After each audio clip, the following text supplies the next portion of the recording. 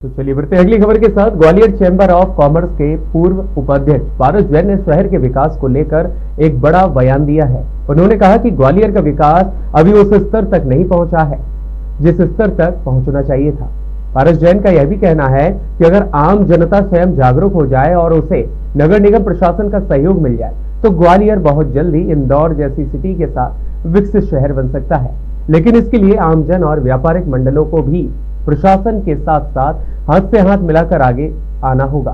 उन्होंने यह भी बताया कि उनके द्वारा बनाई गई मल्टी को ग्वालियर में स्वच्छता के मामले में अव्वल दर्जा प्राप्त हुआ है। जी नमस्कार, मैं अभी मौजूद हूँ ग्वालियर चैम्बर ऑफ कॉमर्स के पूर्व उपाध्यक्ष पारस जैन साहब के पास। कुछ जानते हैं, कुछ एक नए एजेंडे के साथ है पारस जैन साहब। आइए कुछ जानते हैं उनसे कि क्या उद्देश्य है। नमस्कार, ग्वालियर शहर के मेरे प्यारे शहरवासियों, आज हमको अपने शहर के प्रति चिंतित होना पड़ेगा। हमको इस अपने प्यारे शहर की चिंता करना पड़ेगी। आज हमारे ग्वालियर में इतनी सारी अपॉर्चुनिटी हैं, इतना सारा यूथ है और इतना सारा एक बहुत बड़ा स्कोप है इंडस्ट्रीज का, बहुत बड़ा स्कोप है हमारे यूथ स्टार्टअप का, जिसको यहाँ काम करने के लिए अपॉर्चुनिटी है। पर आज हम देख रहे हैं कि आज हमारा यूथ, हमारे बच्चे, आज हम पेरेंट्सों से बाहर जा रहे हैं। पढ़ लिख के जब वो आ जाते हैं तो उनको यहाँ इतना अवसर नहीं मिलता कि उनके उस टैलेंट के मुकाबले में या उनको काम अवसर मिले, चाहे वो इंडस्ट्रीज के क्षेत्र में हो या आईटी के क्षेत्र में हो या मेडिसिन के क्षेत्र में हो। तो उनको आज मजबूरी में कहीं दूसरे बड़ी सिटियों में जाके काम और जॉब देखना पड़ते हैं और अपना खुद का बिजनेस भी वहाँ डेवलप करना पड़ता है।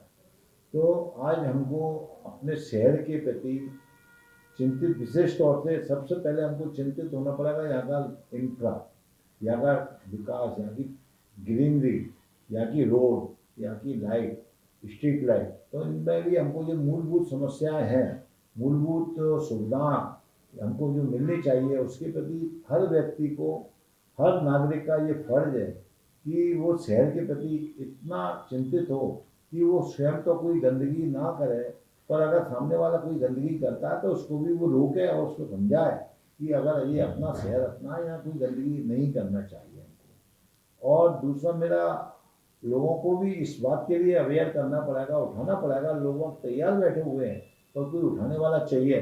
तो मैंने भी यह बीड़ा उठाया है कि मैं शहर के लोगों को अवेयर करूँगा और इस बात के लिए उनको चिंतित करूँगा कि अपने शहर के प्रति इतना जब प्यार है तो हम शहर के प्रति अपना इस विकास में एक भागीदारी भूमिका निभाएं। इसमें वैसे निगम का कोई सहयोग मिल रहा है आपको? हमको अभी नगर निगम कमिश्नर साहब से मेरी अभी 3 मीटिंग हुई हैं और 3 मीटिंगों में उन्होंने मेरे को बहुत अच्छा एक रिस्पांस दिया है। उन्होंने कहा है कि आप शहर के अगर लोगों को अवेयर करके उठाते हैं तो नगर निगम से आपको जो भी संसाधन, सुविधाएं, कर्मचारी चाहे वो चाहिए वो हम आपको देंगे। आप शहर में लोगों को, सबसे पहले लोग अवेयर हों। अगर आपको कहीं किसी कॉलोनियों, पार्कों में अव्यवस्था पड़ी है, कोई पार्क मेंटेन नहीं है, उसमें हमारे निगम के जो संसाधन है उनको हम भेजेंगे, अपनी टीम को भेजेंगे, चाहे वो गाड़ियाँ हो, चाहे वो प्लांट हो, चाहे वो वहाँ किसी लाइट की समस्या हो, वो निगम उसमें कराने के लिए निगम कमिश्नर महोदय प्रियसन ने हमको ये आश्वासन दिया है। और उन्होंने आश्वासन नहीं दिया बल्कि उन्होंने एक अपनी टीम दल बनाया। दल बनाने के साथ में हमारे को उन दलों को उन कॉलोनियों में, उन पार्कों में, उन रोडों को भेजा जहाँ पर समस्याएं थी और हमने जाके उन पार्कों को, उन जगह को चिन्हित किया कि यहाँ कहाँ क्या क्या समस्या है।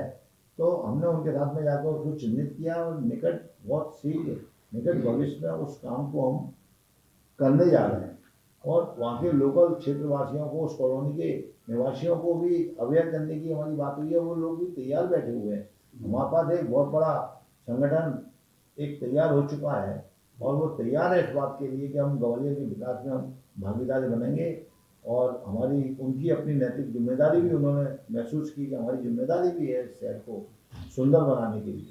तो मेरा आप सभी शहर के लोगों से विनम्र अनुरोध है कि अपने प्यारे शहर, जो इस विरासत, जो ग्वालियर एक सांस्कृतिक क्षेत्र में ले लें, हिस्टोरिकल प्लेस के क्षेत्र में ले लें, पूरे प्रदेश में सबसे ज़्यादा अगर हिस्टोरिकल बिल्डिंग और हिस्टोरिकल पैलेस है तो हमारे ग्वालियर में है।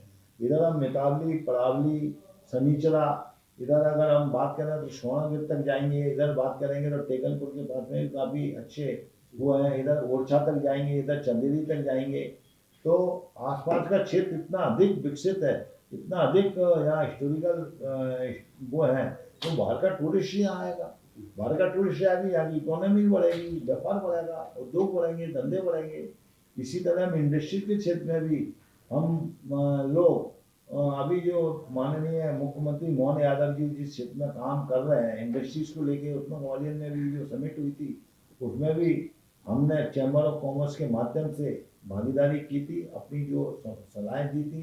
तो उस पर भी हमारे कुछ हम लोग यहाँ काम कर रहे हैं ताकि यहाँ इंडस्ट्रीज का विकास हो, तो यहाँ के उद्योग, नए उद्योग यहाँ डेवलप हों, हमारा स्टार्टअप, हमारे क्षेत्र के जो व्यापारी वर्गों के जो बच्चे हैं वो यहाँ अपना उद्योग बाहर न लगाते हुए अपने शहर में ही यहाँ उद्योग चैम्बर ऑफ कॉमर्स की भी बात आई है, तो कुछ ऐसे भी प्रयास लगाए जा रहे हैं कि आप आगामी अध्यक्ष पद के लिए तैयारी करें।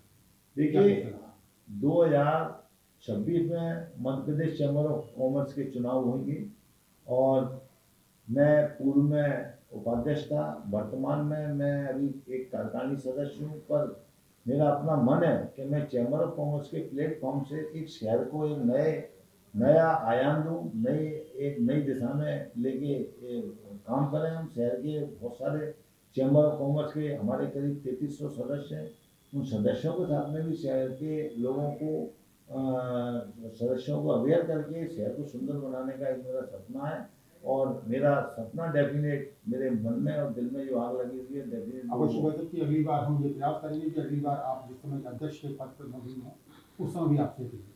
हाँ जरूर, मैं तो देखिए आप इंटरव्यू लें मेरी वाइफ ने, मैं पर मैं बिना किसी लाभ लपेट के एक ही बात कहूँगा, हमारा शहर सुंदर बनना चाहिए। और मैं लोगों को भी यही आग्रह करूँगा, हाथ जोड़ के प्रार्थना करूँगा, अगर आप इतना काम करते हैं तो ये व्यक्तिगत आप मानना शहर के ऊपर तो एक एहसान होगा, मेरे ऊपर भी एहसान होगा, हमारा एक सपना जो है वो पूरा हो जाए।